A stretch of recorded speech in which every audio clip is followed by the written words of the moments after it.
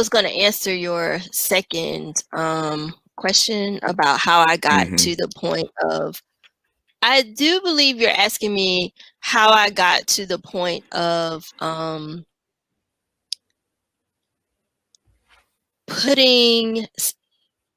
starting the U.S. History Survey, U.S. History 1 survey with Africa. Right? So is that your question? let me pause you for a moment and just give some context. So, as I stated, so just some history about me. I know Dr. McCray because she was my professor at Atlanta Metropolitan College, now Atlanta Metropolitan State College. So I was there because I was at Howard, where I started my college career, and I ran out of funds. My Pell Grant disappeared, whatever. And I came back to Atlanta, my hometown, and my brother was like, just go to Atlanta Metro and, do some classes until you get the money to get back to Howard. And I was like, okay. And that was my whole mindset. I was only there to take courses that I hadn't taken at Howard to go back. And I ended up in Dr. McCray's class.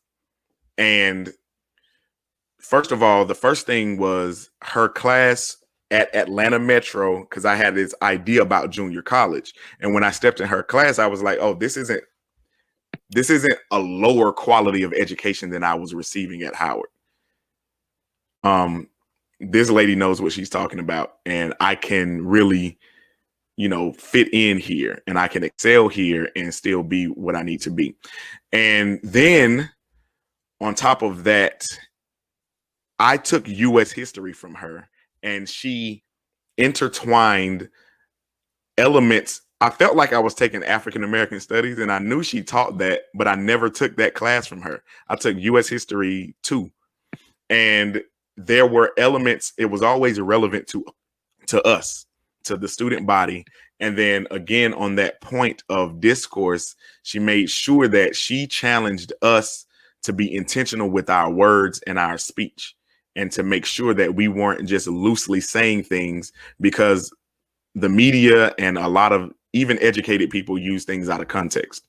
They use racism when they mean bigotry.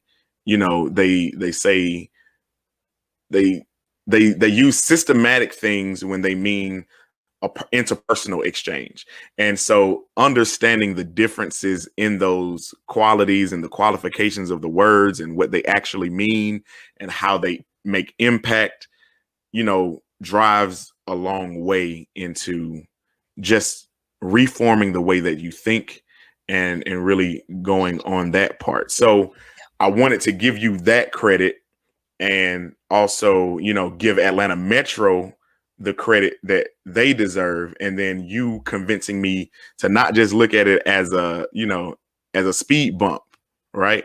But as an actual institution to be respected and regarded. And you convinced me to graduate, which I did, which is probably one of the best decisions that I made. So I appreciate you, but I want to give you the spotlight of, letting the people know how you got to that point of intertwining cultural relevance into your courses like that.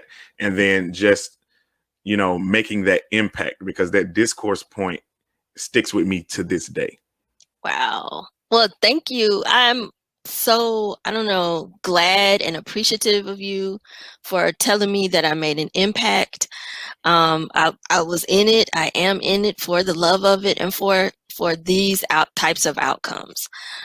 So in terms of focusing on the words, right? The vocabulary, I actually came to that point by teaching in the classroom, and I realized the gap in the teaching and the learning process. A part of it was coming from the vocabulary, the end of things, and students, because their vocabulary could use shoring up, they weren't understanding and comprehending some of the concepts that they were expected to comprehend in the U.S. History Survey. So I, over time, developed this focus on vocabulary. So I began introducing the importance of vocabulary in those first courses because of that. Mm-hmm. So that's where that came from. And you're exactly on the right track. Coming from Birmingham, Alabama, and having the education, the gaps in my own education, I realized, oh, if I ever teach history, if I ever teach anything like culture, humanities, I'm not going to, if I'm supposed to be teaching about the United States history, start with slavery. You picked that up perfectly. And I don't know what day it popped into my head, like, why does this feel so uncomfortable? I just remember sitting in class and saying, why does this feel so uncomfortable? And I said, I know, because we started the Europeans' history in the United States in Europe, European Americans in Europe. And we talked about the background of the Native American Indians. It was the 80s, 80s, maybe early 90s. And so the educational system had come far enough, the curriculum had come far enough to say, well, we need to talk more about Native American Indians, right? And where, what they were doing before Europeans got here. But at that time, the book I had still, I always tell my students, I don't know if I told you all, says A New World is Discovered, that first chapter. Whereas the book that you all use says something like Three Worlds Collide, right? As a name for the first chapter. That first chapter in the book that I have, and I still have it on my shelf, said A New World is Discovered. It still said that, but it also said more about Native American Indians' history prior to Europeans coming. But Africans, no, it started with slavery. And I said, one thing I'll do is, I promise you, I will start with West Africa, pre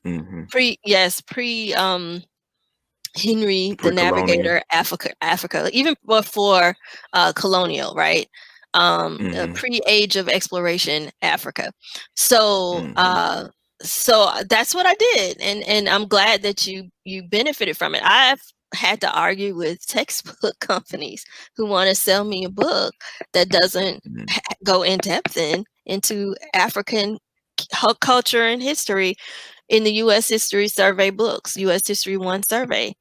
And I was told one time by a textbook company, well, yes, that's why we give you professors, the flexibility to add your own material. And I said, so basically I'm going to have to do double the work? No.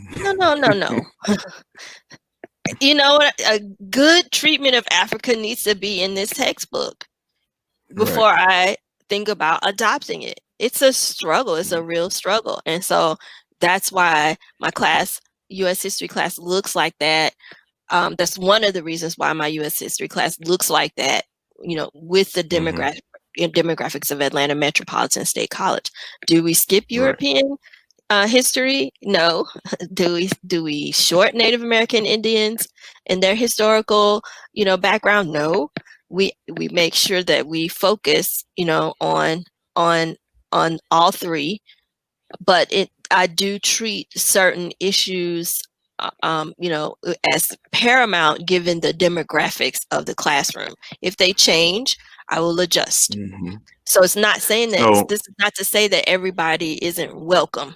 Everybody is welcome there. But again, if you're used to centering European stories, that's not what's going to happen here.